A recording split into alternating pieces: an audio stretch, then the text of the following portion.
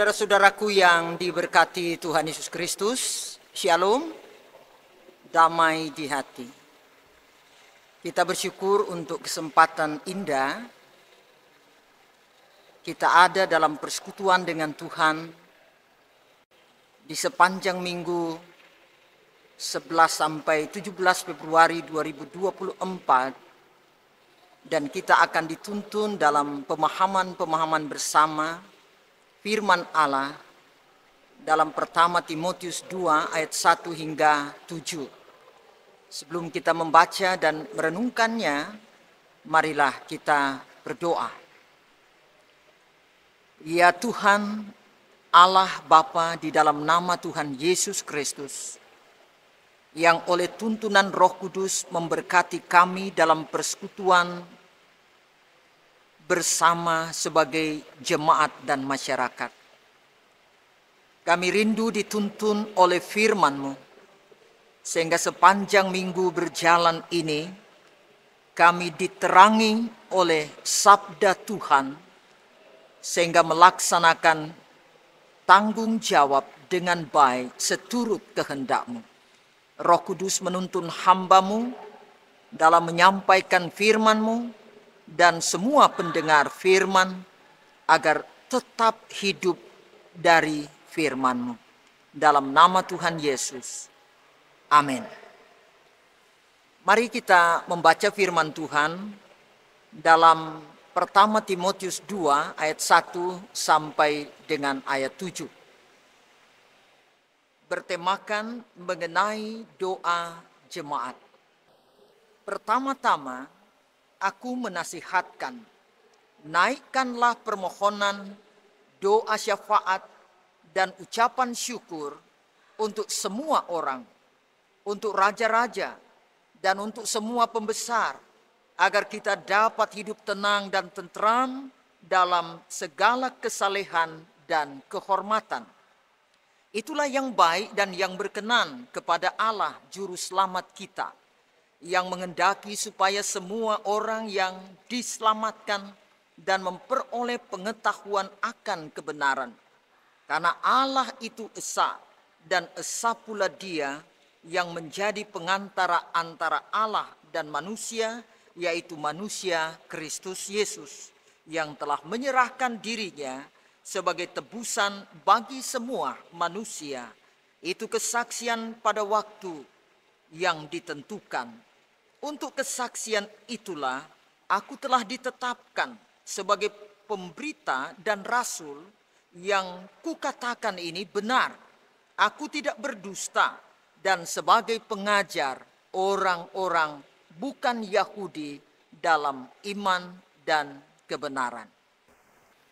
Saudara-saudaraku, jemaat yang dikasihi Tuhan, tema perenungan kita sepanjang minggu ini, naikkan doa untuk ketentraman bangsa. Saudara-saudara yang dikasihi dan diberkati Tuhan Yesus, ada banyak orang percaya yang benar-benar menempatkan doa sebagai unsur yang penting dan istimewa, baik dalam kehidupan pribadi maupun rumah tangga. Karena dengan sangat yakin, doa dipandang sebagai nafas kehidupan. Secara dogmatis, doa adalah sarana komunikasi antara orang percaya dengan Allah Bapa dalam Yesus Kristus.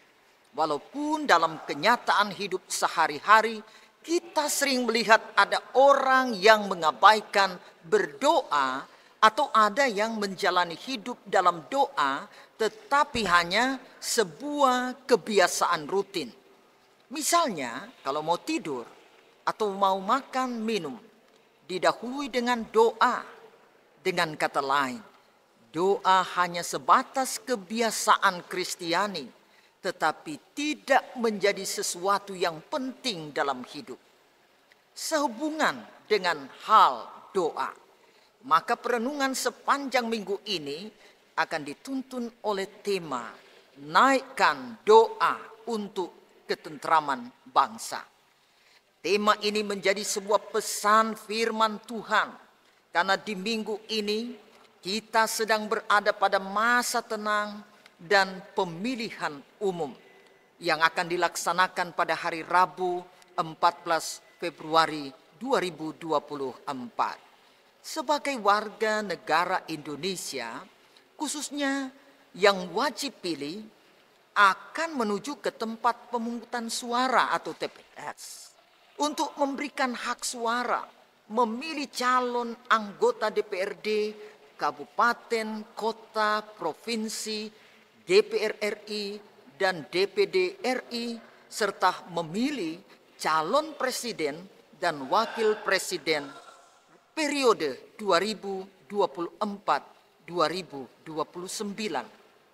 Oleh sebab itu, melalui tema ini kita diingatkan tentang tanggung jawab dan panggilan iman untuk berdoa bagi ketentraman, keamanan, dan kedamaian bangsa Indonesia, terutama saat persiapan pelaksanaan dan pasca pemilu. Surat 1 dan 2 Timotius serta Titus merupakan surat-surat penggembalaan dan sifatnya sangat pribadi. Timotius adalah seorang muda yang lahir di Listra. Ibunya seorang keturunan Yahudi yang bernama Eunike dan neneknya Lois yang dikatakan Paulus sebagai perempuan-perempuan yang beriman. Sedangkan ayahnya keturunan Yunani, seorang penyembah berhala. Timotius bergabung dengan Paulus pada perjalanan kedua untuk menghadiri pandangan buruk orang Yahudi terhadap Timotius karena ayahnya seorang Yunani. Maka Paulus menyuruh Timotius untuk menyunatkan diri dan fokus memberi perhatian pada pekabaran Injil serta merawat jemaat-jemaat perdana. Karena itu Paulus menegaskan Timotius di Efesus seperti 1 Timotius 1 ayat 3 dan Titus di Pulau Kreta, Titus 1 ayat 5. Dalam 1 Timotius, Paulus menasehatkan dan memperingatkan semua orang percaya agar selalu waspada terhadap ajaran-ajaran sesat. Sekaligus memberi petunjuk tentang pilihan, memilih pemimpin jemaat dan ajaran tentang jabatan pelayanan serta tanggung jawab seorang pemimpin dalam jemaat. Nampak dalam surat pertama Timotius ini, Paulus betul-betul memberi peringatan kepada Timotius agar dengan sungguh-sungguh memperkuat imannya, teguh terhadap pokok-pokok iman dan ajaran yang diajarkan Paulus, agar ia menjadi teladan di tengah kehidupan jemaat yang tengah menghadapi gelombang penyesatan sebagaimana pasal 4 ayat 1 hingga 16. Paulus memberi nasihat kepada Timotius secara khusus dalam pasal 2 ayat 1 sampai 7 mengenai doa jemaat. Dimulai dengan ajakan untuk menaikkan permohonan yang berarti menyampaikan permintaan kepada Tuhan Allah, yaitu doa syafaat dan ucapan syukur untuk semua orang. Doa syafaat artinya doa permohonan kepada Tuhan Allah untuk kehidupan orang lain. Frase untuk semua orang dalam ayat 1 hendak mengingatkan Timotius bahwa dia dan jemaat Kristen berada dalam kehidupan bersama dengan orang lain. Sehingga meskipun berbeda secara etnis dan kepercayaan atau iman, tetapi siapapun mereka harus tetap didoakan. Selain itu, Paulus menasehatkan supaya menaikkan doa juga untuk raja-raja dan semua pembesar, agar orang-orang percaya dapat hidup tenang dan tentram dalam kesalehan serta kehormatan. Karena itulah sikap hidup yang benar dan berkenan kepada Allah sebagaimana ayat 2 dan 4. Nasihat Paulus ayat 2 dan sampai 4 berhubungan dengan ajaran Tuhan Yesus dalam khotbah di bukit. Kasihilah sesamamu dan berdoalah bagi mereka yang menganiaya kamu. Matius 5 ayat 44. Nasihat dan perintah ini adalah satu hal yang sangat dilematik. Sebab pada masa itu penganiayaan dan penindasan orang percaya sedang berlangsung yang dilakukan oleh dan atas pemerintah para raja dan pembesar Romawi. Jika melihat dari waktu penulisan 1 Timotius pada tahun 65 Masehi dan 2 Timotius pada tahun 67, berarti situasi jemaat waktu itu sedang berada di masa pemerintahan Kaisar Nero tahun 37 sampai 68 Masehi yang sangat jelas melakukan penindasan bahkan pembantaian orang-orang Kristen. Orang Kristen menjadi kambing hitam, penyebab kekacauan dan pembakaran kota Roma pada tahun 67 oleh Kaisar Nero. Diperkirakan pada tahun itulah Rasul Paulus mati dengan cara disalib dan Rasul Paulus mati dipenggal kepalanya. Semua terjadi di kota Roma.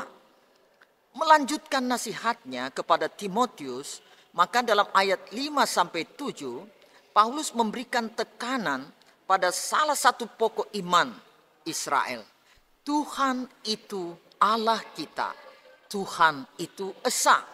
Ulangan 6 ayat 4. Pengakuan iman ini juga menjadi dasar pengakuan iman Kristen. Terutama mengenai keesaan Tuhan Allah yang menunjuk pada keesaan dengan Yesus Kristus yang sudah berkorban menjadi tebusan dosa semua manusia. Sebagai bukti solidaritas Tuhan Allah dengan manusia berdosa yang olehnya Paulus ditetapkan sebagai rasul, pemberita dan pengajar baik orang-orang bukan Yahudi. Dengan demikian dapatlah dikatakan bahwa perikop ini merupakan nasihat sekaligus ajakan kepada Timotius dan jemaatnya untuk tetap berdoa dalam keyakinan termasuk untuk raja-raja dan pembesar-pembesar supaya mereka dapat hidup tentram.